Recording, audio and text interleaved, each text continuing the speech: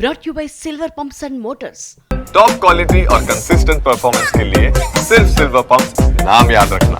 శృతి హాసన్ ఇప్పుడు సైలెంట్ గా ఉన్నారా, సెన్సేషన్ క్రియేట్ చేయడానికి రెడీ అవుతున్నారా అంటే ఆన్సర్ వెతుక్కోవాల్సిన అవసరం లేదు.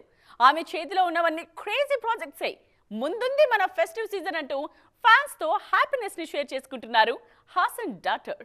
లోకేష్ కనగరాజ్ తో శృతి హాసన్ చేసిన మ్యూజిక్ వీడియో చూసిన వారందరూ వీరిద్దరూ కలిసి తప్పక ఓ సినిమా చేస్తారనుకున్నారు. ఆ సినిమాతోనే లోకేష్ హీరోగా ఎంట్రీ ఇస్తారేమో అనుకున్న వారు మాత్రం కాస్త డిసప్పాయింట్ అయ్యారు. దానికి రీజన్, లోకేష్ హీరోగా ఎంట్రీ ఇవ్వలేదు, డైరెక్టర్ గానే కంటిన్యూ అయ్యారు. అయితే ఆయన సినిమాలో మాత్రం శృతికి ఛాన్స్ ఇచ్చారు. ఆ మూవీ పేరు కూలీ.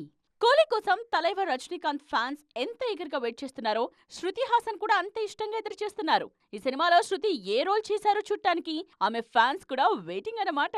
లాస్ట్ ఇయర్ సలార్ తో సక్సెస్ అందుకున్నారు ఈ బ్యూటీ. ఈ ఏడాది కూలీ మూవీతో పలకరించడానికి రెడీ అవుతున్నారు. ప్రభాస్ కి ప్రస్తుతం ఉన్న కమిట్మెంట్స్ ని చూస్తుంటే సలార్ సీక్వెల్ ఎప్పుడు స్టార్ట్ అవుతుందో తెలియదు. సో ఆ కాల్ షీట్స్ నే దళపతి 69 కి చేశారనే టాక్ నడుస్తోంది. దళపతి 69 లో ఆల్రెడీ పూజా హెగ్డే హీరోయిన్ గా నటిస్తున్నారు.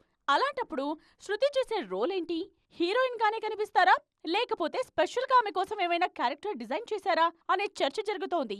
దాదాపు 10 ఏళ్ల క్రితం విజయ్ శృతి నటించిన పులి సినిమాను గుర్తు చేసుకుంటున్నారు ఫ్యాన్స్. ఈ ఏడాది దళపతి 69 తో పాటు ట్రైన్ మూవీ కూడా రిలీజ్ లిస్ట్ లో ఉంది.